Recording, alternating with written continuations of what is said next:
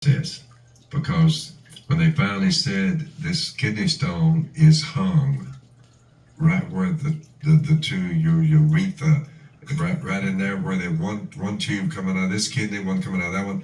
There's a little fork in the road there. Well, it lodged. The thing lodged right there. That's why I said go up in there. We're gonna look at it. I'm getting queasy. So look, they go up in there. They see this thing. They said, "Well, we got to surgically remove or whatever."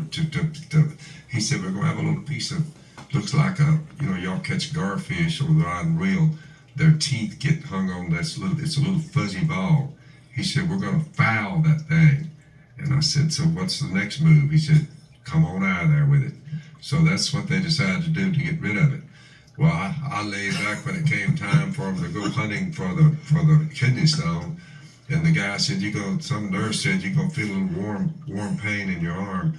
So they stick a needle in me, and I'm sitting there, and look, in a matter of seconds, I'm sitting there, and I just start, and I fall asleep.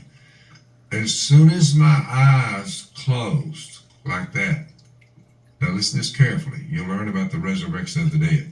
From a kidney stone. From a kidney stone. Okay. I had never been under the knife, as they say, except right here. Yeah. So my eyes closed. And look, the next thing I know is my eyes were like this. I opened them. I closed them, and there was no passage of time. There was no, I hope he hurries up. I closed my eyes because he said it's going to be a little warm feeling in your arm. I closed my eyes and I opened them. And when I opened them, I said, let's get the show on the road. let's just get this thing over with. He said, the show's over. The doctor said, the show's over. And I said, what?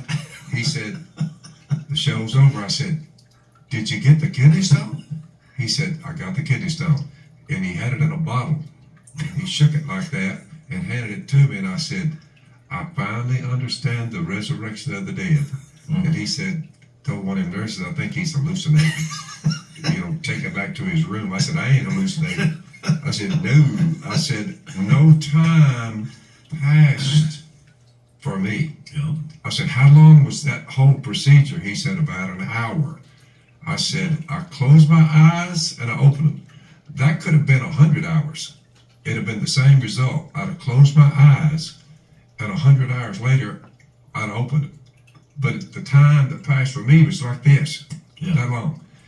The people who have died before us, they're asleep. That's why the Bible says they've fallen asleep. Mm-hmm. Yeah. Well, that's like going under the knife. Yeah. Well, if that had been 10 years, if they could have got some tubes in me to fed me, it would have still been this long. Right. I'd have closed my eyes. 10 years later, I'd open them. The Apostle Paul, all of them, they fallen asleep in their bodies, but they open them. Yeah, The right. worst it can be when you pass, when you physically die, you close your eyes. No time passes for you because you're dead asleep. Right. No time passes, and look, you just close your eyes. 1,000 years go by. I think 1,000 that's years why- go by, and you say, "Boy, Resurrection Day." That's the worst it could be.